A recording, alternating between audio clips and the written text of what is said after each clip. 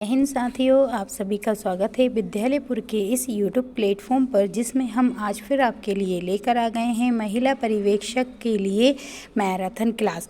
और ये जो मैराथन क्लास है, ये टारगेट है आपके 5000 क्वेश्चन हैं उनको कंप्लीट कराना, और इससे ज़्यादा ही कंप्लीट आपके लिए कराना।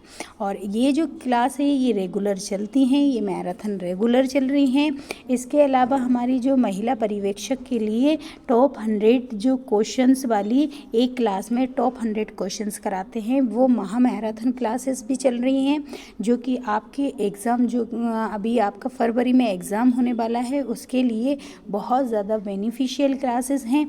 और इन क्लासों को आप पूरा देखिए और हर एक क्वेश्चन को बहुत ध्यान से लगाइए, बहुत अच्छे से लगाइए, ताकि आपका जो एग्ज़ाम में क्वेश्चंस हैं हर एक क्वेश्चन आपसे बन सके और ज़्यादा से ज़्यादा क्वेश्चन आपकी हमारी क्लास से ज़रूर आपको एग्ज़ाम में देखने को मिलेंगे। इसमें हम आपको प्रीवियस ईयर के क्वेश्चंस, टॉपिक वाइज क्वेश्चन, आपके जो भी सिलेबस में है उसके अकॉर्डिंग ही हम आपको यहाँ पर क्वेश्चंस कराते हैं। इसमें अगर इसकी जो PDF है, आप इसकी PDF भी हमारी टेलीग्राम चैनल से ले सकते हैं। हमारे टेलीग्राम चैनल को आप ज्वाइन कर सकते हैं, वहाँ से इसकी PDF आपको मिल जाएगी। और जो क्लासेस हो रही हैं उनका नोटिफिकेशन भी आपको प्रॉपर वहाँ से मिलता रहेगा। क्लास को स्टार्ट करें उससे पहले एक बार सभी लोग क्लास को शेयर कर दीजिए और क्लास को लाइक ज़रूर कर दिया करिए। और इसके अलावा अगर अभी तक आपने चैनल को सब्सक्राइब नहीं कर रखा है तो चैनल को प्लीज़ सभी लोग सब्सक्राइब कर लें, ताकि आपको हमारी जो क्लासेस हैं उनका नोटिफिकेशन प्रॉपर आपको मिलता रहेगा। चलिए, तो हम हमारी क्लास को स्टार्ट कर दें। और हमने आपको लगभग अभी जो है हमने आपको कम से कम जो लास्ट 5 क्लासेस हैं उसमें हमने आपको समथिंग यहाँ के 400 प्लस क्वेश्चन आपको करवा चुके हैं। अब हम आगे के क्वेश्चन आपको करवाएंगे। तो इस तरीके से आपके एग्ज़ाम हो जब तक हम आपको 5000 प्लस क्वेश्चन, ये वाली जो सीरीज चल रही इसमें हम आपको करवा देंगे। चलिए, तो हमारा जो है क्लास को स्टार्ट कर दें। स्टार्ट करने से पहले एक बार सभी लोग प्लीज़ क्लास को शेयर कर दीजिए, क्लास को लाइक कर दीजिए और चैनल को सब्सक्राइब कर लीजिएगा। चलिए, तो अब आई होप आपने क्लास को शेयर भी किया होगा, लाइक भी कर दिया होगा और चैनल को सब्सक्राइब भी कर लिया होगा।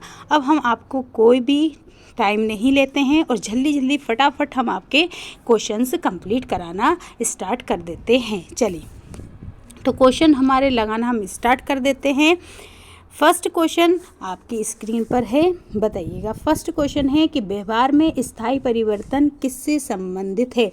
जो व्यवहार में स्थायी परिवर्तन, मतलब व्यवहार में स्थायी परिवर्तन लाना किससे संबंधित है। Permanent change in behaviour is related to, किससे है, सीखने से संबंधित है, मतलब लर्निंग से संबंधित है, या परिपक्वता मतलब मैच्योरेशन से संबंधित है, सृजनात्मकता से संबंधित है, या फिर संवेगात्मकता से संबंधित है।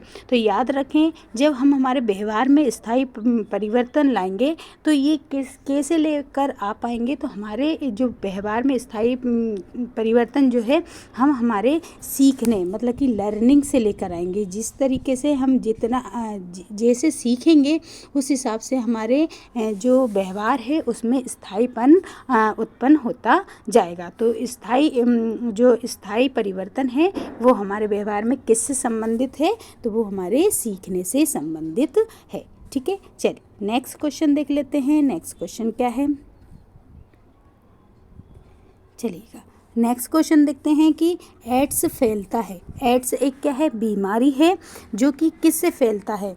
वायरस से फैलेगा, मतलब विषाणु से फैलेगा, या फिर सर्दी जुकाम से फैल जाता है, या मच्छर से फैल जाता है, या फिर बैक्टीरिया से फैलता है।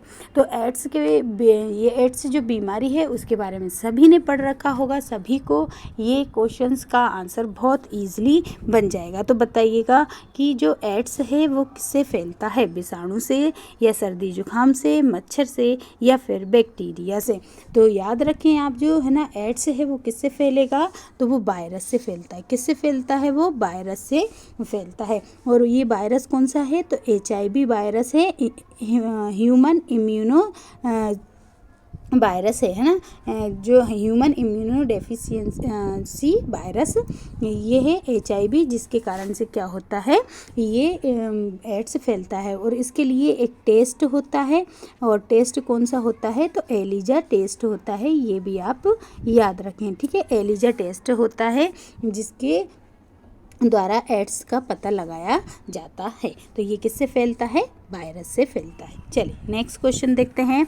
नेक्स्ट क्वेश्चन क्या है, चलिए बताइए। संरक्षण की आवश्यकता होती है किसको, किस चीज़ के लिए होती है, मतलब नीड टू प्रोटेक्शन इज़, हमें संरक्षण की आवश्यकता क्यों होती है, विकास के लिए, मतलब कि डेवलपमेंट के लिए, या समायोजन के लिए, या भविष्य के लिए, या उपरोक्त में से सभी। बताइए, सभी लोग आंसर लगाते हुए चलेंगे, आंसर को सभी लोग कमेंट बॉक्स में लिखते हुए चलेंगे साथ साथ में, और सभी लोग आंसर कितने सही हुए ये भी ज़रूर बताएंगे। तो आंसर आप हमारे कमेंट बॉक्स में ज़रूर लिखते हुए साथ साथ चलिएगा।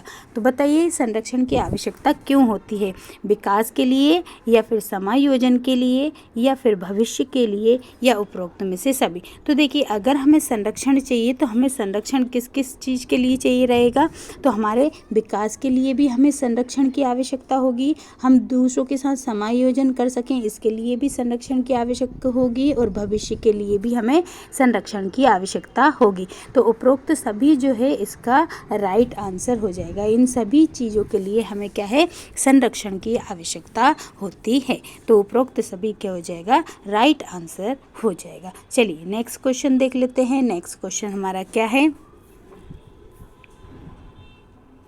चलिए नेक्स्ट क्वेश्चन है, नेक्स्ट क्वेश्चन क्या है कि विकास की विशेषताएं क्या होती हैं। जो विकास की विशेषताएं कौन कौन सी होती हैं, कैरेक्टरिस्टिक्स ऑफ डेवलपमेंट इज़, बताइएगा कि फर्स्ट ऑप्शन है कि विकास परिवर्तनों की एक प्रगतिशील श्रृंखला है, ठीक है, विकास एक क्रमबद्ध है, विकास एक योजनाबद्ध है, और विकास मतलब उपरोक्त में से सभी। तो इनमें से क्या जो है वो विकास की क्या हो जाएगी, विकास की विशेषता हो जाएगी। बताइए इनमें से कौन सी चीज़ जो है वो विकास की विशेषता के अंतर्गत आएगा। विकास जो है वो कैसा है, परिवर्तनों की एक प्रगतिशील श्रृंखला है, विकास क्रमबद्ध होता है, विकास योजनाबद्ध होता है, या उपरोक्त में से सभी। तो राइट आंसर क्या हो जाएगा, इसका राइट आंसर हो जाएगा उपरोक्त सभी। ये सभी जो हैं वो विकास की क्या है, सभी की सभी विकास की विशेषता हैं। विकास परिवर्तनों में एक प्रगतिशील श्रृंखला भी होती है, विकास हमारा क्रमबद्ध भी होता है, और योजनाबद्ध भी होता है। तो ये सभी जो हैं इसका राइट आंसर हो जाएगा। चलिए नेक्स्ट क्वेश्चन देख लेते हैं। नेक्स्ट क्वेश्चन है, समस्यात्मक बालकों की पहचान की प्रमुख पद्धति क्या है। जो समस्यात्मक जो बालक होते हैं उनकी पहचान करने के लिए हमें सबसे अच्छी इनमें से कौन सी विधि का प्रयोग करें, जिससे कि हमें बच्चे की समस्या क्या है या कौन सा बच्चा समस्या से ग्रसित है उसकी पहचान हो सके। Important method for identification of problems in children is, बताइए निरीक्षण विधि द्वारा, साक्षात्कार विधि द्वारा, या साक्षात्कार विधि द्वारा, या फिर मनोवैज्ञानिक परीक्षण द्वारा, या फिर उपरोक्त में से सभी। सभी लोग बताते चलेंगे कि कौन सी विधि है जिसके द्वारा हम क्या कर सकते हैं, किसी भी बच्चे की मतलब जो समस्यात्मक बालक की पहचान कर सकते हैं। सभी लोग आंसर करते हुए चलेंगे, क्लास को शेयर करते हुए भी सभी लोग चलेंगे, और कमेंट बॉक्स में आंसर भी लिखते हुए चलेंगे। तो देखिए इसका जो राइट आंसर हो जाएगा ये सभी विधियों द्वारा हम क्या कर सकते हैं, किसी भी बालक की जो समस्यात्मक बालक होते हैं उनकी पहचान कर सकते हैं। निरीक्षण विधि द्वारा भी मतलब ऑब्जर्वेशन मेथड द्वारा भी हम उसको ऑब्जर्व करेंगे और फिर देखेंगे कि कौन सा बच्चा किस तरीके से बिहेव करता है, किस समस्या से जूझ रहा है ना। दूसरा उसका है ना इंटरव्यू लेकर, साक्षात्कार करके, और थर्ड क्या है मनोवैज्ञानिक परीक्षण द्वारा। तो इन सभी मेथड्स द्वारा हम क्या कर सकते हैं, समस्यात्मक बालक की पहचान कर सकते हैं। चलिए नेक्स्ट क्वेश्चन देखते हैं। नेक्स्ट क्वेश्चन क्या है, नेक्स्ट क्वेश्चन है कि पूर्व प्राथमिक शिक्षा के उद्देश्य क्या हैं। जो प्री स्कूल होते हैं, AIIMS of pre school education, जो प्री स्कूल होते हैं उस एजुकेशन की क्या मतलब कि उद्देश्य होता है। पूर्व प्राथमिक शिक्षा की क्या उद्देश्य क्या है कि मतलब कि जो प्री स्कूल में क्यों पढ़ाया जाता है। विकास के लिए अवसर मिले इसलिए, या सौंदर्य बोध जागृत हो इसलिए, या फिर बौद्धिक जिज्ञासा जागृत हो इसलिए, या फिर उपरोक्त में से सभी। बताइएगा। सभी लोग आंसर कमेंट बॉक्स में लगाते हुए चलेंगे कि आंसर इस 6th का आंसर क्या होगा। पूर्व प्राथमिक शिक्षा के उद्देश्य क्या हैं। विकास के लिए अवसर, सौंदर्य बोध जागृत करना, बौद्धिक जिज्ञासा जागृत करना, और उपरोक्त में से सभी। तो आंसर जो क्या हो जाएगा, आंसर हो जाएगा उपरोक्त में से सभी। इन सभी चीज़ों के लिए हम क्या करते हैं, प्री स्कूल जो पूर्व प्राथमिक शिक्षा का उद्देश्य ये सभी होते हैं। विकास के लिए अवसर भी मिले उसको, सौंदर्य बोध जागृत भी हो, और बौद्धिक जिज्ञासा भी उसके अंदर जागृत हो। ठीक है, चलिए नेक्स्ट क्वेश्चन देखते हैं। नेक्स्ट क्वेश्चन क्या है। नेक्स्ट क्वेश्चन है संवेदी पेशीय अवस्था तथा स्थूल संक्रियात्मक अवस्था किस अवस्था के प्रकार हैं। जो संवेदी पेशीय अवस्था और स्थूल संक्रियात्मक अवस्था जो है, इनमें से कौन सी अवस्था है जिसके प्रकार होते हैं। Sensory motor stage and concrete operational stage are stages of. बताइए ये सब स्टेज किसकी हैं। संवेदी पेशीय अवस्था और स्थूल संक्रियात्मक अवस्था किस अवस्था के प्रकार हैं। संज्ञानात्मक विकास के प्रकार हैं, भाषा के विकास के प्रकार हैं, संवेगात्मक विकास के प्रकार हैं, या फिर शारीरिक विकास के प्रकार हैं। ये सब किसके प्रकार हैं बताइएगा। कौन कौन से संवेदी पेशीय अवस्था और स्थूल संक्रियात्मक अवस्था किसके प्रकार हैं बताइए। सभी लोग आंसर लगाते हुए चलेंगे कमेंट बॉक्स में, क्लास को शेयर करते हुए भी चलेंगे। तो ये दोनों जो हैं वो किसके हैं, संज्ञानात्मक विकास के प्रकार हैं। कौन कौन से, संवेदी पेशीय और स्थूल संक्रियात्मक अवस्था जो है वो संज्ञानात्मक विकास के अवस्थाएं कितनी होती हैं। इसकी 4 अवस्थाएं होती हैं। याद रखेंगे आप, इसकी संज्ञानात्मक विकास की 4 अवस्थाएं होती हैं, और जो कि संवेदी, एक इसमें संवेदी अवस्था और एक स्थूल संक्रियात्मक, एक मूर्त अमूर्त, इस टाइप से होती हैं। ठीक है, 4 होती हैं। चलिए नेक्स्ट क्वेश्चन देखते हैं। नेक्स्ट क्वेश्चन क्या है बताइए। एकीकृत बाल विकास सेवाएं कब से प्रारंभ की गई थी। Integrated child development service was started. जो ICDS है वो कब से स्टार्ट हुआ था बताइए। ICDS की जो है कब से प्रारंभ किया गया था। 1975 से, 1979 से, 1980 से, या फिर 1982 से। तो जो ICDS है, इंटीग्रेटेड चाइल्ड डेवलपमेंट सर्विस जो है, एकीकृत या फिर समेकित बाल विकास सेवाएं जो हैं, ये कब से स्टार्ट हुई थी। तो ये स्टार्ट हुई थी 2 अक्टूबर और 1975 से स्टार्ट हुई थी। कब से हुई थी, 2 अक्टूबर 1975 से स्टार्ट हुई थी। याद रखें, ये डेट भी याद रखें, 2 अक्टूबर 1975 से स्टार्ट हुई थी। तो राइट आंसर क्या हो जाएगा, 1975। ठीक है, चलिए नेक्स्ट क्वेश्चन देखते हैं। नेक्स्ट क्वेश्चन क्या है कि 1 दिसंबर को क्या मनाया जाता है। 1 दिसंबर को क्या मनाया जाता है। विश्व पर्यावरण दिवस, विश्व एड्स दिवस, विश्व महिला दिवस, या विश्व बाल दिवस। बताइए इनमें से क्या जो है वो 1 दिसंबर को मनाया जाता है। ठीक है, बताइए 1 दिसंबर को क्या मनाया जाता है। विश्व पर्यावरण दिवस, विश्व एड्स दिवस, विश्व महिला दिवस, या फिर विश्व बालक दिवस। तो 1 दिसंबर को क्या है, विश्व एड्स दिवस मनाया जाता है। क्या मनाया जाता है, विश्व एड्स दिवस मनाया जाता है, जो कि किससे होता है, HIV वायरस के कारण होता है। अगर पर्यावरण दिवस की बताएं तो पर्यावरण दिवस जो है 5 जून को मनाया जाता है। कब मनाया जाता है, 5 जून को मनाया जाता है। महिला दिवस जो है वो 8 मार्च को मनाया जाता है ना। कब मनाया जाता है, 8 मार्च को मनाया जाता है। तो ये सभी भी आप याद रखें है ना। और खासकर ये जो है विश्व पर्यावरण दिवस जो है इसका भी बोल सकते हैं कब मनाया जाता है, तो 5 जून को मनाया जाता है। लेकिन आपका जो आंसर है वो क्या है, एड्स दिवस है। 1 दिसंबर को क्या मनाया जाता है, एड्स दिवस मनाया जाता है। ठीक है, विश्व एड्स दिवस। चलिए नेक्स्ट क्वेश्चन देखते हैं। नेक्स्ट क्वेश्चन क्या है, नेक्स्ट क्वेश्चन है कि नवजात शिशु के विकास के विभिन्न पहलू बताइए। देखिए नवजात जो शिशु है, न्यूबॉर्न बेबी जो है, उसके विकास के विभिन्न पहलू कौन कौन से होते हैं बताइए। Various aspect of development of neonate is, बताइए।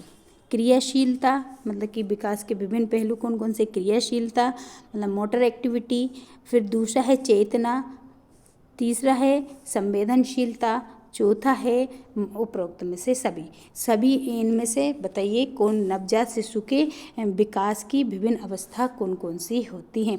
न्यूबॉर्न बेबी कब तक कहलाता है, तो जन्म से लेके 15 दिन तक, है ना।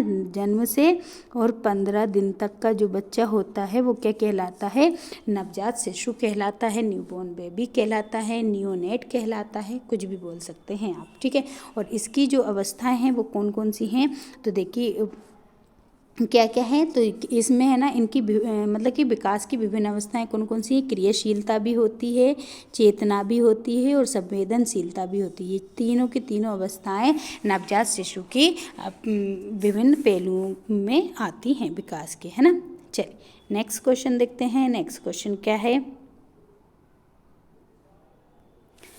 नेक्स्ट क्वेश्चन है विकास में परिवर्तन के स्वरूप क्या क्या हैं। जब विकास में परिवर्तन होता है तो उसके स्वरूप क्या क्या हो जाएंगे। Types of change in development, हमें कैसे पता चलेगा कि इसका परिवर्तन हो रहा है। आकार में परिवर्तन होगा या अनुपात में परिवर्तन होगा या फिर नवीन लक्षणों को ग्रहण करना या फिर उपरोक्त में से सभी। कैसे हम पता कर सकते हैं कि इसका विकास हो रहा है, हमें कैसे पता चलेगा, बताइए कि विकास में परिवर्तन के स्वरूप क्या क्या हो सकते हैं। तो देखिए विकास में परिवर्तन के स्वरूप अगर हम देखें तो क्या हो सकते हैं। देखिए जब कोई भी विकास किसी बच्चे का बढ़ता है या विकास होता है तो उसका आकार भी क्या होगा, परिवर्तन होगा। पहले छोटा था फिर बड़ा होता जाएगा।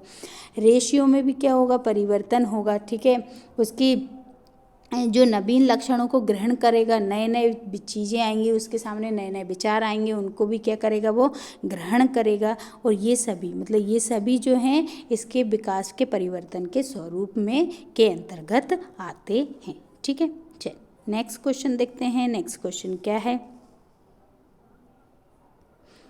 नेक्स्ट क्वेश्चन है कि मानसमंद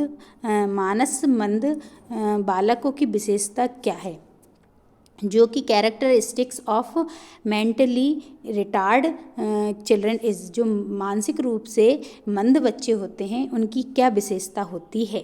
सृजनशीलता की अधिकता होती है उनमें, या फिर ध्यान केंद्रण में कमी होती है, या फिर बुद्धि लब्धि सामान्य बालकों के समान होती है, या सामान्य स्मृति विस्तार होता है। जब कोई भी बच्चा अगर मानसिक तौर पर कैसा है, थोड़ी सी उसकी मंद बुद्धि है, तो उस बालक की क्या विशेषता होंगी। सृजनशीलता में अधिकता मतलब ज़्यादा से ज़्यादा वो क्रिएटिव होगा, या फिर ध्यान केंद्रण में कमी मतलब उसको कंसंट्रेशन करने में कमी होगी। ठीक है, या फिर उसकी बुद्धि लब्धि समान बालकों की तरह होगी, या समान स्मृति का विस्तार होगा। अगर हम इसका जो आंसर देखें हमारी तरफ से तो क्या होगा कि देखिए अगर वो मंद बुद्धि है तो वो कुछ सृजन तो कर ही नहीं सकता, अपनी तरफ से कुछ ले ही नहीं सकता। तीसरा है कि अगर वो मंद बुद्धि कह रहे हैं तो फिर सामान्य बालक की तरह बुद्धि लब्धि हो ही नहीं सकती उसकी। ठीक है, और समान स्मृति विस्तार भी नहीं कर सकता है।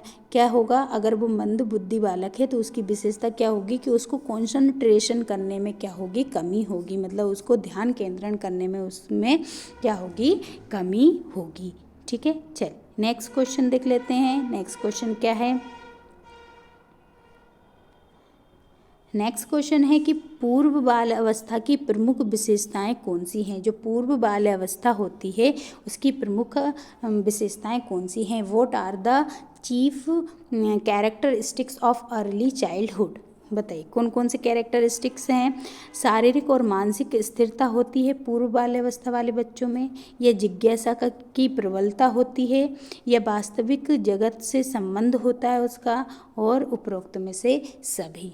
तो बताइए, सभी लोग आंसर लगाते हुए कमेंट बॉक्स में आंसर लगाते हुए चलेंगे और साथ साथ में क्लास को शेयर करते हुए चलेंगे, क्लास को लाइक कर देंगे और चैनल को सब्सक्राइब ज़रूर कर लेंगे। चलिए बताइए, सभी लोग बताते हुए चलेंगे कि पूर्व बाल्यावस्था के जो प्रमुख लक्षण होते हैं, प्रमुख विशेषताएं होती हैं, वो कौन सी हैं। तो देखिए, पूर्व बाल्यावस्था की जो प्रमुख विशेषताएं हैं वो क्या है, उनका शारीरिक और मानसिक स्थिरता आ जाती है उनमें, ठीक है। दूसरी, जिज्ञासाएं प्रबल होती हैं उसकी, फोर्सफुल क्यूरोसिटी आ जाती है उसके अंदर, और वास्तविक जगत से उसका संबंध होने लगता है। तो ये सभी जो हैं वो पूर्व बाल्यावस्था की विशेषताओं के अंतर्गत आ जाते हैं। चलिए नेक्स्ट क्वेश्चन देख लेते हैं। नेक्स्ट क्वेश्चन क्या है। नेक्स्ट क्वेश्चन है कि सामाजिक विकास को प्रभावित करने वाले तत्व कौन से हैं। जो सामाजिक विकास को प्रभावित करने वाले पूछे उन्होंने कि सामाजिक विकास को प्रभावित करने वाले तत्व कौन सा है। What factors influencing social development. बताइए कौन कौन से तत्व हैं। सामाजिक चिंता, सामाजिक स्तर, संस्कृति, या फिर उपरोक्त सभी। तो सामाजिक, देखिए किसी भी बच्चे का अगर सामाजिक विकास हो रहा है तो उसको कौन कौन से तत्व जो हैं वो प्रभावित करेंगे। तो देखिए, सामाजिक चिंता भी उसको प्रभावित करेगी, ठीक है, कि समाज में किस तरीके से एंजाइटी हो जाती है उसको, है ना, जो सोशल एंजाइटी है वो भी उसको प्रभावित करेगी। दूसरा है कि सोशल स्टैंडर्ड, मतलब उसका समाज में क्या स्तर है क्या नहीं है, कैसे स्तर को अपने बढ़ाना है या स्थायी रखना है, ये सब क्या है उसके को प्रभावित करेगी। तीसरा, कल्चर कैसा है, उधर की संस्कृति कैसी है, ये भी सब क्या होगा उसको प्रभावित करेगा। तो उपरोक्त में से सभी जो है इसका राइट आंसर हो जाएगा। सामाजिक विकास को ये सभी तत्व जो हैं प्रभावित कर सकते हैं, ठीक है। चलिए नेक्स्ट क्वेश्चन देख लेते हैं कि नेक्स्ट क्वेश्चन इसका अगला क्वेश्चन क्या हो जाता है। अगला क्वेश्चन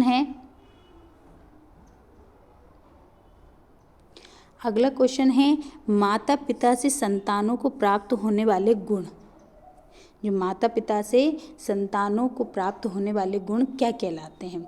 इज़ द जो transmission of traits from parents two of spring. बताइए, जो माता पिता से संतानों में को प्राप्त होने वाले गुण क्या है। वंशानुक्रम होते हैं, वातावरण से आते हैं, वंशानुक्रम और वातावरण दोनों होते हैं, या इनमें से कोई नहीं।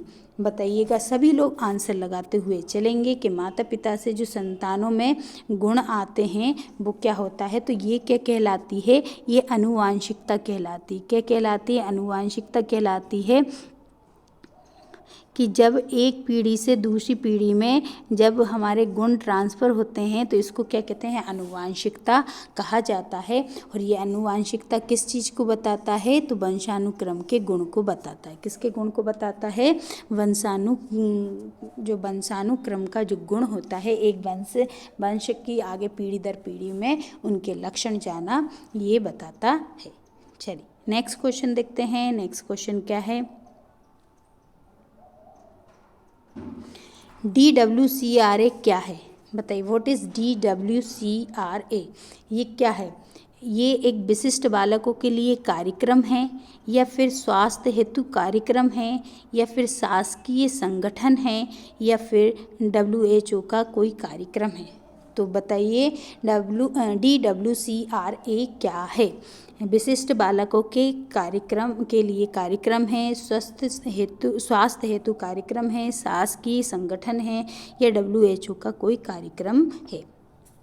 तो ये जो है DWCRA एक क्या है, तो DWCRA क्या है कि जो कि विशिष्ट बालक होते हैं उनके लिए एक कार्यक्रम है। क्या है ये, विशिष्ट बालकों के लिए एक कार्यक्रम है, प्रोग्राम फॉर स्पेशल चिल्ड्रन। कौन, DWCRA जो क्या है, विशिष्ट बालकों के लिए एक क्या है, कार्यक्रम है। चलिए नेक्स्ट क्वेश्चन देखते हैं।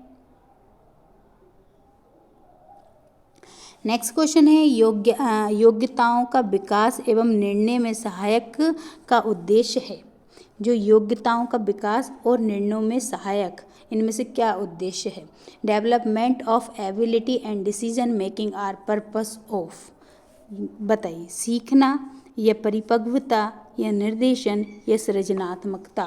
जो योग्यताओं का विकास होना और फिर निर्णयों में सहायक होना, ये सब किसके उद्देश्य होते हैं? लर्निंग के, या फिर जो कि मैच्योरेशन के, या इंस्ट्रक्शंस के, या क्रिएटिविटी के। तो ये सभी जो लक्षण हैं ये किसके हो जाएंगे? तो ये सभी लक्षण, ये सभी उद्देश्य किसके हैं? निर्देशन के हैं। ये किसके हैं? इंस्ट्रक्शंस के हैं। किसी भी योग्यताओं का विकास होना और निर्णय में सहायक होना, ये किसका है? निर्देशन का उद्देश्य होता है। ये किसका उद्देश्य होता है? निर्देशन का उद्देश्य होता है। चलिए नेक्स्ट क्वेश्चन देखते हैं। नेक्स्ट क्वेश्चन क्या है? नेक्स्ट क्वेश्चन है कि बाल मनोविज्ञान की विश्लेषणात्मक अर्थ क्या होते हैं? जो बाल मनोविज्ञान है उसका विश्लेषणात्मक अर्थ क्या होगा? कि जो एनालिटिकल मीनिंग ऑफ चाइल्ड मनोविज्ञान है ना, फिजियोलॉजी, बताइए क्या है? कि धनात्मक विज्ञान है, या फिर गर्भ अवस्था से किशोर अवस्था तक का बालक का अध्ययन करना मतलब बाल मनोविज्ञान में विश्लेषणात्मक क्या होगा? कि धनात्मक विज्ञान कहा जाएगा, या फिर गर्भ अवस्था से किशोर अवस्था तक बालक का अध्ययन करना विश्लेषणात्मक होगा का अर्थ होगा, या फिर बालक के मानसिक विकास का अध्ययन करना, या फिर उपरोक्त में से सभी। ये बताइए कि बाल मनोविज्ञान का विश्लेषणात्मक अर्थ क्या हो जाएगा? तो बाल मनोविज्ञान का मतलब होता है कि किसी भी पॉजिटिव साइंस के अंतर्गत भी आएगा ये। फिर गर्भ अवस्था से किशोर अवस्था तक के बालक का अध्ययन भी इसके अंतर्गत किया जाता है, और बालक के मानसिक विकास का अध्ययन भी, IQ का भी इसमें क्या किया जाता है? अध्ययन किया जाता है। ये सभी जो हैं ये बाल मनोविज्ञान के विश्लेषणात्मकता का अर्थ होता है। ये सभी हो जाएंगे उसके अर्थ। ठीक है, चल नेक्स्ट क्वेश्चन देखते हैं। नेक्स्ट क्वेश्चन क्या है?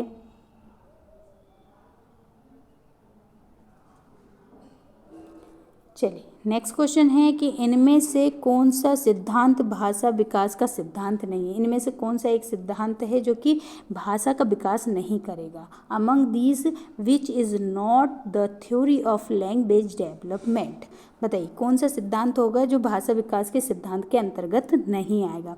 परिपक्वता का सिद्धांत, या अधिगम का सिद्धांत, या संज्ञानात्मक सिद्धांत, या फिर मनोविश्लेषणात्मक सिद्धांत? बताइए। अभी अगर हमने मनोविश्लेषणात्मक सिद्धांत के बारे में पढ़ा था, तो मनोविश्लेषणात्मक जो सिद्धांत होता है वो क्या होता है? जिसमें हम बच्चे की गर्भ अवस्था से लेके और किशोर अवस्था तक का अध्ययन करते हैं। इसमें हम उसके मानसिक जो है विकास का भी अध्ययन करते हैं, है ना, ये सब कुछ करते हैं। लेकिन इसमें भाषा का कहीं भी कुछ रोल नहीं दिया गया था। तो आंसर क्या हो जाएगा? मनोविश्लेषणात्मक सिद्धांत जो है उसके जो मानसिक तौर पर विकास जो हो रहा है, और एक गर्भ अवस्था से लेके और किशोर अवस्था तक क्या विकास हो रहा है, इन सब के बारे में अध्ययन करवाता है, ना कि भाषा के विकास के सिद्धांत में। जबकि परिपक्वता का सिद्धांत जो है भाषा विकास का सिद्धांत के अंतर्गत आता है। अधिगम का सिद्धांत भी क्या करता है? भाषा विकास में सहायक होता है। संज्ञानात्मक सिद्धांत भी भाषा विकास में सहायक होता है। लेकिन मनोविश्लेषणात्मक सिद्धांत जो है वो भाषा विकास में सहायक नहीं होता है। ठीक है, चलिए नेक्स्ट क्वेश्चन देखते हैं। नेक्स्ट क्वेश्चन है कि सामाजिक विकास का प्रमुख तत्व क्या होता है? बताइए, सामाजिक विकास का प्रमुख तत्व कौन सा होगा? Important factor in social development are वंशानुक्रम, या फिर लिंग, या वातावरण, या फिर वंशानुक्रम और वातावरण। सबसे ज़्यादा मेन सामाजिक विकास का प्रमुख तत्व पूछा है, प्रमुख तत्व कौन सा होगा? तो अगर प्रमुख तत्व में देखें तो वंशानुक्रम में तो क्या होता है? एक पीढ़ी से दूसरी पीढ़ी में क्या होते हैं? गुणों का ट्रांसफ़र होता है। ठीक है, लिंग तो जेंडर को बताता है कि कौन सा जेंडर है, ये समाज के विकास का कोई मुख्य कारण हो ही नहीं सकता। वंशानुक्रम इसमें भी आ गया है तो ये वाला पॉइंट भी नहीं होगा, है ना। तो बचा कौन, वातावरण। वातावरण जो है वो सबसे मतलब सामाजिक विकास का सबसे प्रमुख तत्व कौन सा हो जाएगा, वातावरण हो जाएगा। तो सामाजिक विकास का प्रमुख तत्व कौन सा कहलाएगा, तो वो वातावरण कहलाता है। क्या कहलाता है, वातावरण कहलाता है। चल नेक्स्ट क्वेश्चन देखते हैं। नेक्स्ट क्वेश्चन क्या है, नेक्स्ट क्वेश्चन है आईसीपीएस का लक्ष्य क्या है। ऑब्जेक्टिव ऑफ आईपीएस, आईपीएस के क्या क्या लक्ष्य हैं। आईसीपीएस विशिष्ट शाला का गठन करना इनका एक लक्ष्य है, या फिर जागरूकता मतलब जागरूक करना, अवेयरनेस फैलाना, ये इसका लक्ष्य है, या सामाजिक स्थिरता लाना इनका लक्ष्य है, या फिर इनमें से सभी जो हैं इसके लक्ष्य होंगे। तो जो आईसीपीएस के ऑब्जेक्टिव हैं वो कौन कौन से, इस्टेब्लिशमेंट ऑफ स्पेशल स्कूल, या फिर अवेयरनेस, या फिर सोशल स्टेबिलिटी, या फिर ऑल ऑफ दिस। तो अगर हम इनके लक्ष्य के बारे में आपको देखें तो ये सभी जो हैं इसके लक्ष्य के अंतर्गत आ जाएंगे। इनके आईसीपीएस का लक्ष्य विशिष्ट शालाओं का गठन करना भी है, और अवेयरनेस फैलाना भी है, और सामाजिक स्थिरता लाना भी इसका एक लक्ष्य है। तो ये सभी जो लक्ष्य हैं वो आईसीपीएस के हैं। ठीक है, चल नेक्स्ट क्वेश्चन है। नेक्स्ट क्वेश्चन करने से पहले जल्दी सभी लोग एक बार क्लास को सभी लोग शेयर करते हुए चलेंगे, क्लास को शेयर भी करेंगे, और कमेंट बॉक्स में आंसर लिखते हुए भी चलेंगे, क्लास को लाइक भी करेंगे, और चैनल को अभी तक आपने सब्सक्राइब नहीं कर रखा है तो प्लीज़ चैनल को सब्सक्राइब भी कर लेंगे। सभी लोग क्लास को शेयर करते हुए ज़रूर चलेंगे, सभी लोग क्लास को शेयर करिएगा। चलिए नेक्स्ट क्वेश्चन देखते हैं कि बालक के सीखने की प्रक्रिया को प्रभावित करने वाले तत्व कौन से हैं। देखिए कोई भी बालक सीख रहा है, कुछ सीख रहा है, तो उसको कौन कौन से तत्व जो हैं वो प्रभावित कर सकते हैं। What are the factor influencing learning process, बताइए कौन कौन से तत्व प्रभावित करेंगे उसको, प्रेरणा करेंगे, या पुरस्कार, या प्रशंसा, या फिर उपरोक्त में से सभी। तो देखिए अगर कोई बच्चा है ना सीख रहा है, लर्निंग प्रोसेस पर है, ठीक है, और उस प्रक्रिया को हम क्या करेंगे, अगर कोई बच्चा अच्छे से सीखता है तो हम उसको और मोटिवेट करेंगे कि और अच्छे से सीखो, ऐसे सीख सकते हो। मोटिवेट भी क्या होता है, मोटिवेट करके भी उसको मतलब प्रभावित कर सकता है, तो ये तत्व भी उसको प्रभावित कर सकता है। फिर अगर कोई बच्चा अच्छे से सीख रहा है और हम उसको पुरस्कार देते हैं उसके लिए, और फिर वो क्या करेगा, और अच्छा करने की कोशिश करेगा ताकि उसको और अच्छा पुरस्कार मिल सके, तो ये भी उसको प्रभावित करने वाले तत्व के अंतर्गत आ जाएगा। फिर इसके बाद अगर हम उसकी प्रशंसा करें, अगर वो अच्छा काम कर रहा है और फिर हम सबके सामने उसकी प्रशंसा करें, तो ये भी उसको क्या करेगा, मोटिवेट करेगा कि वो और भी अच्छे से सीखे, और भी अच्छे से काम करे, तो ये तत्व भी उसको प्रभावित करेगा। तो उपरोक्त सभी जो तत्व हैं वो उसको प्रभावित कर सकते हैं। तो बालक को सीखने की प्रक्रिया में ये सभी तत्व क्या हैं, उसको प्रभावित करेंगे, चाहे वो प्रेरणा हो, या फिर पुरस्कार हो, या फिर उसकी प्रशंसा हो, है ना। ठीक है, चल नेक्स्ट क्वेश्चन देखते हैं। नेक्स्ट क्वेश्चन क्या है, बताइए। आईसीडीएस जो है इसका कार्य क्षेत्र है, किस क्षेत्र में कार्य करता है। आईसीडीएस जो है वो किस क्षेत्र में कार्य करता है।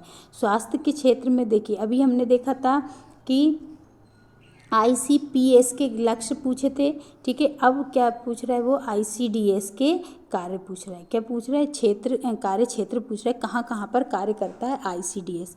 स्वास्थ्य जांच में कार्य करता है, स्वास्थ्य शिक्षा से संबंध में कार्य करेगा, या सुरक्षित पीने के पानी के संदर्भ में काम करता है, या उपरोक्त में से सभी। Working area of ICDS, health checkup, health education, safe drinking water, या ऑल ऑफ दिस। बताइए किस क्षेत्र में काम करेगा। आईसीडीएस जो है वो किस क्षेत्र में कार्य करता है। तो आईसीडीएस जो है वो स्वास्थ्य जांच के क्षेत्र में भी कार्य करता है, स्वास्थ्य शिक्षा के क्षेत्र में भी कार्य करता है, और सुरक्षित पीने के पानी के क्षेत्र में भी। मतलब कि जब स्वास्थ्य अच्छा होगा तभी, अगर हम स्वस्थ, कोई भी बच्चा अच्छा पानी पिएगा तभी उसका स्वास्थ्य अच्छा होगा, तो उस क्षेत्र में भी ये क्या करता है, कार्य करता है। तो ये सभी आंसर क्या हो जाएंगे, उपरोक्त में से सभी इसका राइट आंसर हो जाएगा। चलिए नेक्स्ट क्वेश्चन देखते हैं। नेक्स्ट क्वेश्चन क्या है? नेक्स्ट क्वेश्चन है सृजनशील बालकों की पहचान क्या है? सृजनशील जो बालक हैं उनकी पहचान क्या है? सामान्य लक्षणों पर आधारित, ठीक है, शिक्षकों की स्मृति पर आधारित, परीक्षणों पर आधारित या उपरोक्त में से सभी। बताइएगा कि जो सृजनशील बालकों की पहचान इनमें से क्या होगी? Identification of creative children on basis of common characteristics, on basis of teacher opinion, on basis of testing, all of this. बताइए सृजनशील बालकों की पहचान क्या हो सकती है?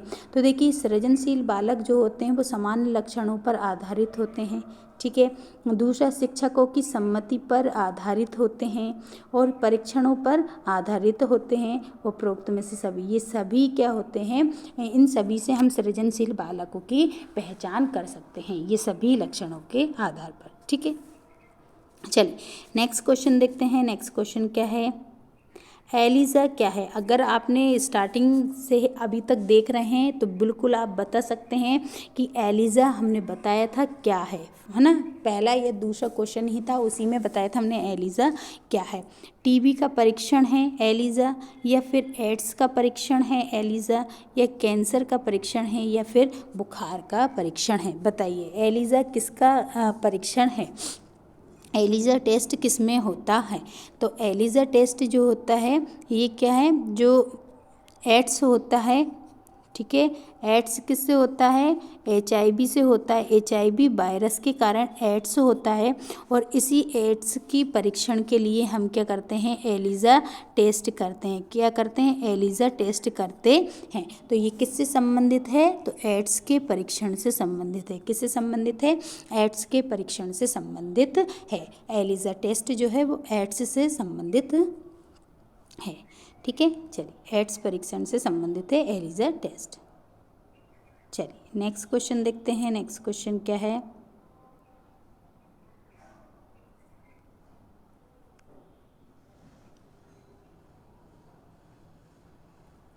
चलिए बताइए कि बाल संरक्षण हेतु योजना क्या है?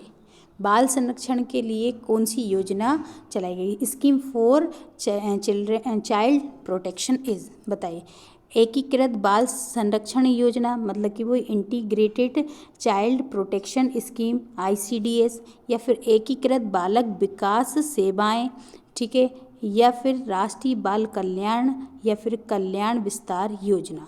सभी लोग आंसर लगाते हुए चलेंगे, कमेंट बॉक्स में आंसर लगाएंगे और क्लास को शेयर करते हुए चलेंगे। तो सभी लोग बताएंगे बाल संरक्षण के लिए कौन से मतलब योजना, कौन सी योजना है?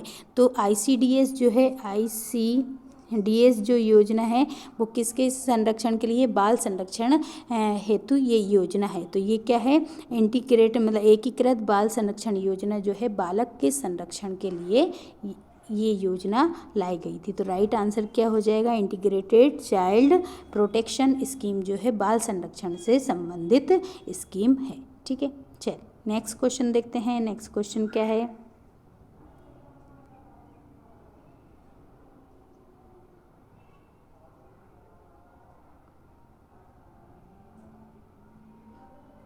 चलिए बताइए आंतरिक अंगों का विकास किस अवस्था में होता है? जो आंतरिक अंग होते हैं उनका विकास किस अवस्था में होगा? In which period internal organs development take place.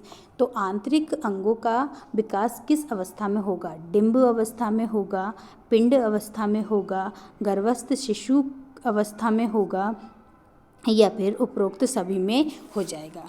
अगर मैं इनके बारे में थोड़ा सा बताऊं, डिंब अवस्था किसको बोलते हैं? इसे रोपण अवस्था भी कहा जाता है। इसे क्या कहा जाता है? रोपण अवस्था कहा जाता है। जब गर्भ आता है उसको कहते हैं डिंब अवस्था, रोपण अवस्था। ये गर्भावस्था की पहली अवस्था कहलाती है। फिर पिंड अवस्था आती है, सेकेंड स्टेज होती है किसकी? गर्भस्थ की, और ये थर्ड होती है गर्भस्थ की थर्ड अवस्था होती है। तो अब बताएं कि आंतरिक अंगों का विकास किस अवस्था में होगा? रोपण अवस्था में होगा, मतलब डिम्ब में होगा, या फिर पिंड अवस्था में होगा, या गर्भस्थ अवस्था में होगा। तो देखिए जो उपरोक्त में से सभी, जब मतलब आंतरिक अंगों का सभी में, डिम्ब अवस्था में भी इसका विकास होगा, पिंड अवस्था में भी इसका विकास होगा, गर्भस्थ शिशु की अवस्था में भी होगा। तो उपरोक्त सभी जो है इसका राइट आंसर हो जाएगा। क्या हो जाएगा? उपरोक्त सभी इसका राइट आंसर हो जाएगा। चल नेक्स्ट क्वेश्चन देख लेते हैं। नेक्स्ट क्वेश्चन क्या है?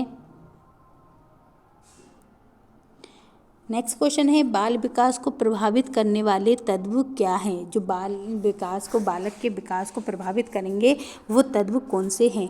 Factor influencing child development is, बताइए। पोषण उसको प्रभावित करेगा, उसका न्यूट्रिशन उसको प्रभावित करेगा क्या उसके विकास को, या परिपक्वता एवं अधिगम मतलब कि मैच्योरेशन और लर्निंग उसको प्रभावित करेगा, या पारिवारिक वातावरण उसको प्रभावित करेगा, या फिर उपरोक्त में से सभी उसको प्रभावित करेंगे? तो देखिए अगर कोई भी बालक के विकास को प्रभावित करने वाले जो तत्व हैं वो क्या क्या हो सकते हैं, तो उसके पोषण भी उसको प्रभावित करेगा। उसका जो पोषण है वो क्या करेगा? उसको प्रभावित करने का कार्य करेगा, है ना, उसके विकास को। दूसरा है परिपक्वता, मतलब उसकी मैच्योरेशन और उसकी लर्निंग भी उसको क्या करेगी? प्रभावित करेगी। और इसके अलावा उसके जो परिवार का जो वातावरण है वो भी उसके विकास को क्या करेगा? प्रभावित करेगा। तो उपरोक्त सभी मतलब ये सभी तत्व क्या हैं? उसको प्रभावित कर सकते हैं, बालक के विकास को प्रभावित कर सकते हैं। ठीक है, चल नेक्स्ट क्वेश्चन देखते हैं। नेक्स्ट क्वेश्चन क्या है?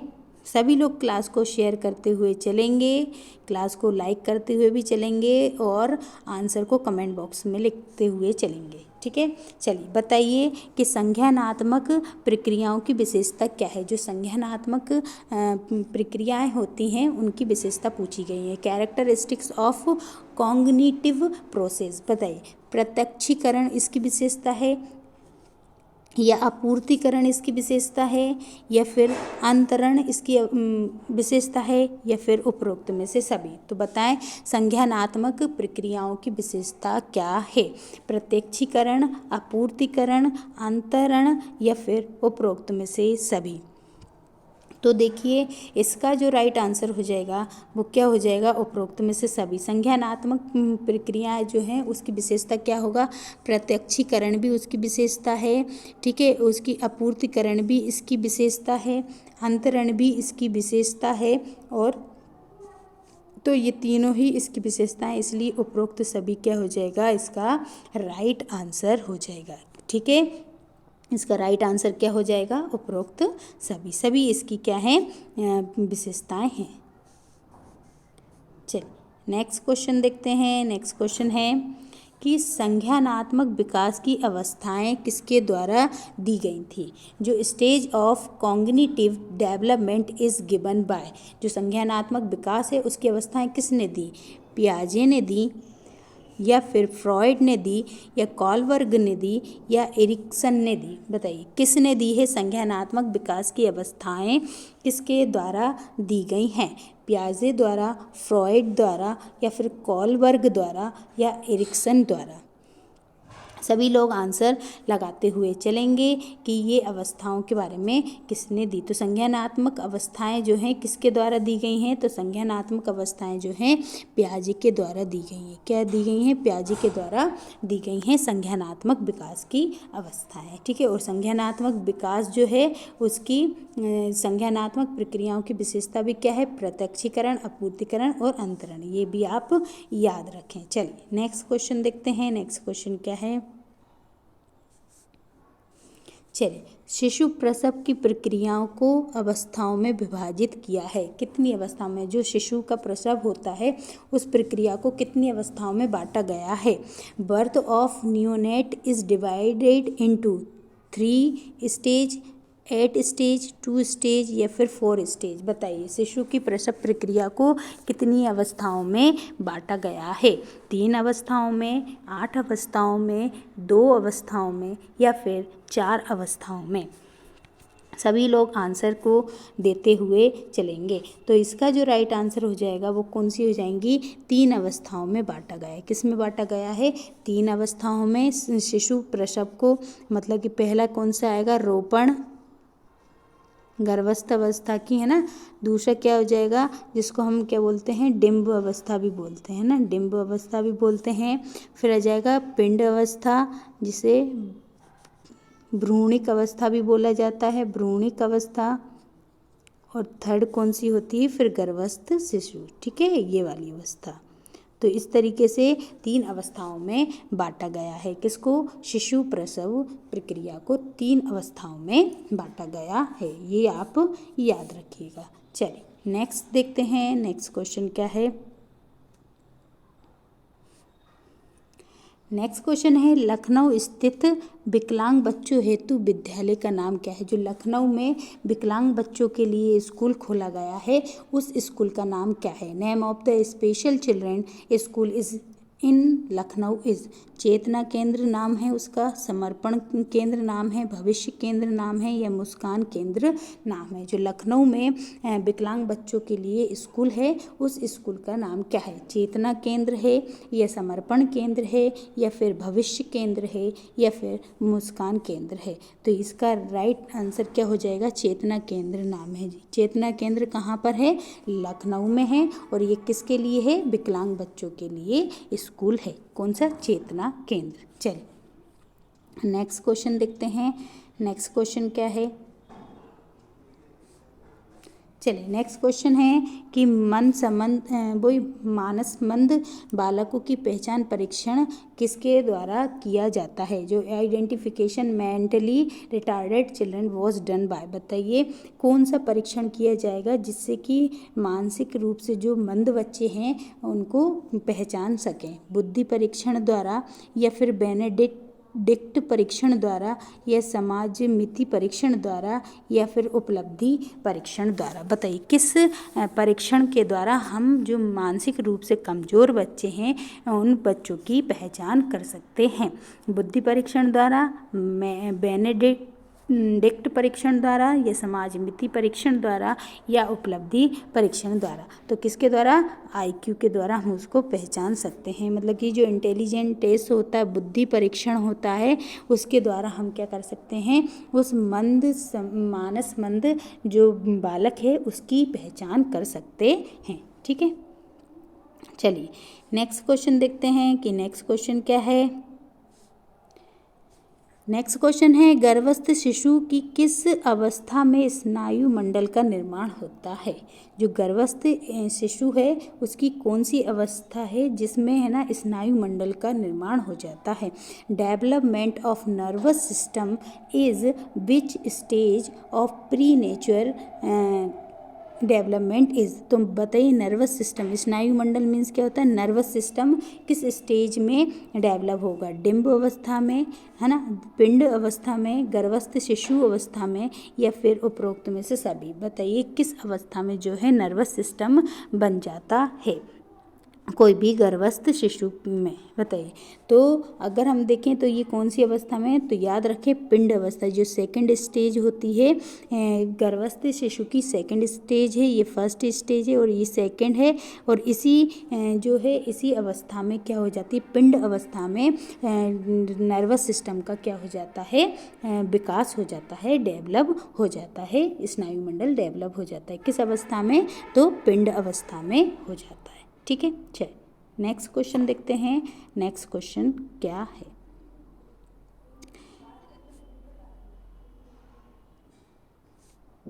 नेक्स्ट क्वेश्चन है, राष्ट्रीय एड्स नियंत्रण कार्यक्रम का घटक है। National AIDS control programme is important factor of. बताइए राष्ट्रीय एड्स नियंत्रण कार्यक्रम का घटक कौन सा है। रक्त संचरण, या फिर विश्व स्वास्थ्य संगठन से मदद, या फिर एजेंसियों से मदद, या फिर उपरोक्त में से सभी। जो राष्ट्रीय नियंत्रण एड्स नियंत्रण जो कार्यक्रम है उसका घटक कौन सा है।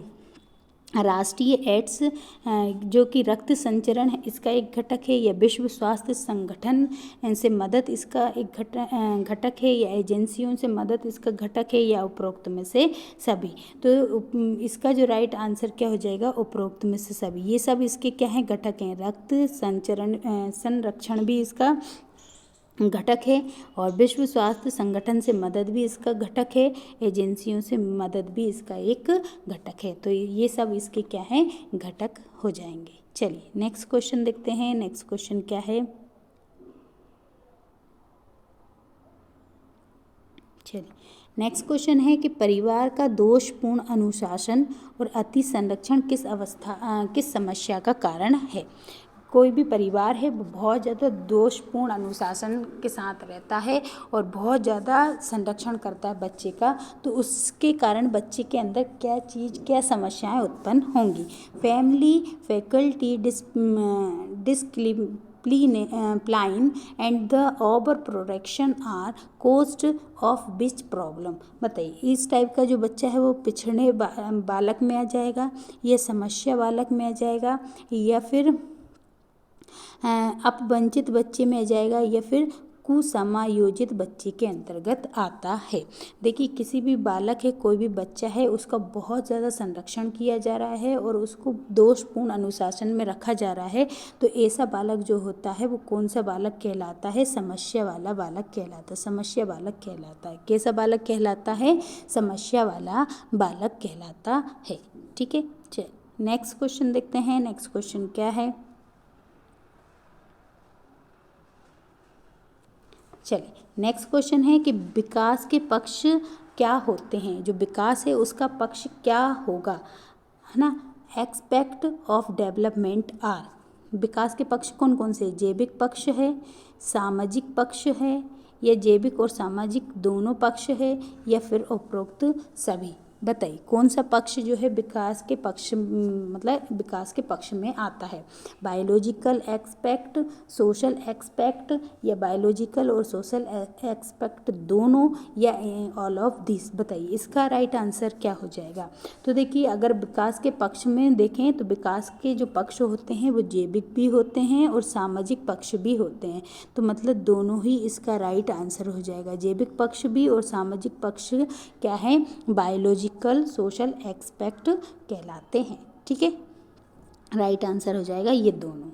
चलिए नेक्स्ट क्वेश्चन देखते हैं। नेक्स्ट क्वेश्चन क्या है, सभी लोग क्लास को शेयर करते हुए चलेंगे, क्लास को शेयर करेंगे, क्लास को लाइक भी करते हुए चलेंगे, और चैनल को सब्सक्राइब भी कर लेंगे, और आंसर को कमेंट बॉक्स में सभी बच्चे लिखते हुए चलेंगे। क्लास को पूरा देखें, पूरा वॉच करें, हर एक क्वेश्चन को बहुत ध्यान से लगाएं, बहुत अच्छे से लगाएं, और हर एक क्वेश्चन का आंसर आप क्वेश्चन नंबर डालकर जो है कमेंट बॉक्स में लिखते हुए चलें। देखना फिर आप लास्ट में कि आपके कितने क्वेश्चन सही निकलते हैं। ठीक है, चलिए तो नेक्स्ट क्वेश्चन हमारे सामने आ चुका है। बताइए सामाजिक विकास की प्रक्रिया है, सामाजिक विकास की प्रक्रिया क्या है। Process of social development is, ये निषेधात्मक होती मतलब नेगेटिव प्रक्रिया होती है, या फिर असत्यात्मक होती है मतलब कि पॉजिटिव प्रक्रिया होती है, या फिर नेगेटिव और पॉजिटिव दोनों होती है, या इनमें से कोई नहीं। बताइए जो सामाजिक विकास की प्रक्रिया किस प्रकार की हो सकती है। नेगेटिव हो सकती है, पॉजिटिव होती है मतलब निषेधात्मक होती है, असत्यात्मक हो सकती है, या निषेधात्मक असत्यात्मक दोनों हो सकती है, या इनमें से कोई नहीं। तो इसका जो राइट आंसर हो जाएगा वो क्या हो जाएगा, दोनों होती है ना। सामाजिक विकास की प्रक्रिया निषेधात्मक भी होती है और पॉजिटिव मतलब नेगेटिव पॉजिटिव दोनों होती है, असत्यात्मक दोनों होती हैं। ठीक है, याद रखेंगे सभी लोग आंसर को कि जो सामाजिक विकास होता है वो नेगेटिव भी होता है और पॉजिटिव भी होता है, दोनों प्रकार का होता है। चलिए नेक्स्ट क्वेश्चन देखते हैं। नेक्स्ट क्वेश्चन क्या है, नेक्स्ट क्वेश्चन है कि संवेदना चिंतन किस विकास के आवश्यक तत्व हैं। जो संवेदना होना, चिंतन होना, ये सब किस विकास के आवश्यक तत्व होते हैं। Sentiments meditation are necessary factor of, बताइए किस विकास के आवश्यक तत्व हैं। संवेगात्मक विकास के आवश्यक तत्व हैं, सृजनात्मक के हैं, या भाषा विकास के हैं, या फिर सौंदर्य बोध विकास के हैं। बताइए किस विकास के आवश्यक तत्व हैं, कौन, संवेदना और चिंतन। इमोशनल डेवलपमेंट और कॉग्निटिव डेवलपमेंट, लैंग्वेज डेवलपमेंट, या फिर एस्थेटिक डेवलपमेंट। तो ये सब जो हैं वो किसके हैं, तो याद रखें सृजनात्मक विकास के, है ना। संवेदना होना और कोई भी चिंतन होना, ये सब किसके अंतर्गत आते हैं, किस विकास के अंतर्गत आते हैं, तो ये सब सृजनात्मक विकास के अंतर्गत आते हैं। किसके अंतर्गत आते हैं, सृजनात्मक विकास के अंतर्गत आते हैं। ठीक है, चल नेक्स्ट क्वेश्चन देखते हैं। नेक्स्ट क्वेश्चन क्या है, चलिएगा बताइए, ICDS का सिद्धांत क्या है।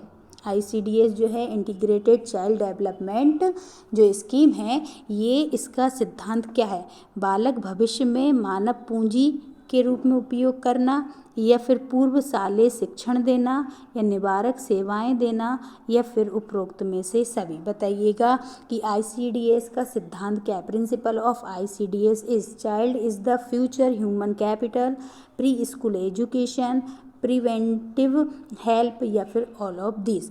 तो देखिए ICDS के अगर सिद्धांत के बारे में बोलें तो ये सभी क्या हैं, इसके सिद्धांत हैं। ये सभी क्या हैं, इसके सिद्धांत हैं। बालक भविष्य में की मानव पूंजी है, ये भी उसका एक सिद्धांत है, और इसको प्री स्कूल एजुकेशन देना भी इसका एक सिद्धांत है, और इसको है ना निवारक सेवाएं में ना प्रिवेंटिव हेल्प देना भी इसका एक सिद्धांत है। तो ICDS के ये पूरे जो हैं ICDS के सिद्धांत के अंतर्गत आते हैं।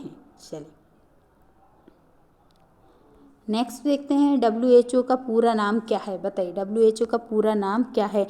Full form of WHO, world health organisation मतलब विश्व स्वास्थ्य संगठन, या वाइड हेल्थ ऑर्गेनाइजेशन विस्तृत स्वास्थ्य संगठन, या होल हेल्थ ऑर्गेनाइजेशन मतलब संपूर्ण स्वास्थ्य संगठन, या फिर ऑल ऑफ दिस मतलब उपरोक्त सभी। बताइए WHO का फुल फॉर्म क्या है।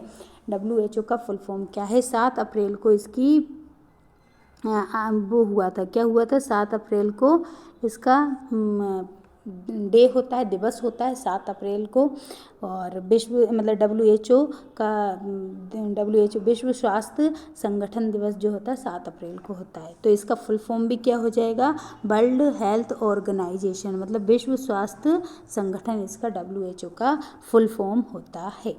ठीक है, पूरा नाम है वर्ल्ड हेल्थ ऑर्गेनाइजेशन। चलिए नेक्स्ट क्वेश्चन देखते हैं। नेक्स्ट क्वेश्चन क्या है, नेक्स्ट क्वेश्चन है कि पिछड़े वर्ग के बालकों के शैक्षणिक लब्धि कितनी होती है।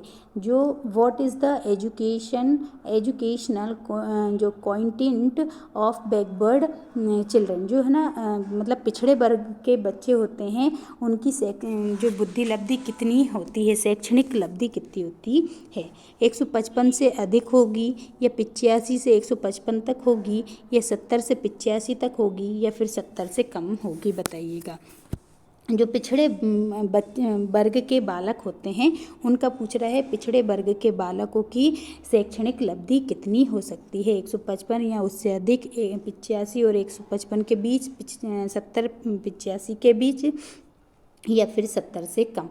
तो जो पिछड़े वर्ग के बालक होते हैं उसकी शैक्षणिक लब्धि कितनी होती है, तो उसकी शैक्षणिक लब्धि होती है 70 से लेके 80 के बीच, 85 के बीच कितनी होती है, 70 से लेके 85 के बीच होती है। किसकी, पिछड़े वर्ग के बालकों की शैक्षणिक लब्धि कितनी होती है, 70 से लेके 85 के बीच होती है।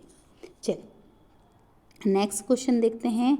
नेक्स्ट क्वेश्चन क्या है, तो नेक्स्ट क्वेश्चन है, अस्थियों का विकास किस विकास से संबंधित है। जो अस्थियों का विकास है वो उसको कौन सा विकास बोलते हैं। Development of bone is related to, शारीरिक विकास बोलेंगे, क्रियात्मक विकास बोलेंगे, खेल विकास बोलेंगे, या फिर उपरोक्त में से सभी। बताइए कि जो अस्थियों का विकास होता है वो किस विकास से संबंधित होता है। अस्थियों का विकास किस विकास से संबंधित है। Development of bone is related to develop, शारीरिक विकास बोलेंगे, क्रियात्मक विकास बोलेंगे, खेल विकास बोलेंगे, या फिर उपरोक्त में से सभी।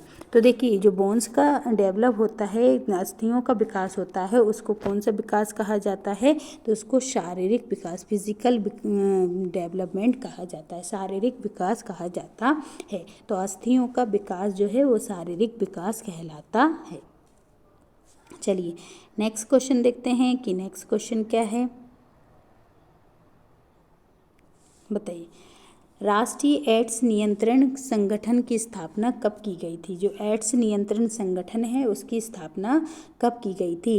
Foundation of national AIDS control organisation कब 1991 में हुई थी, 1993 में, 1992 में या 1990 में? बताइएगा कि राष्ट्रीय एड्स संगठन की स्थापना कब की गई थी? 1991 में, 1993 में, 1992 में या फिर 1990 में?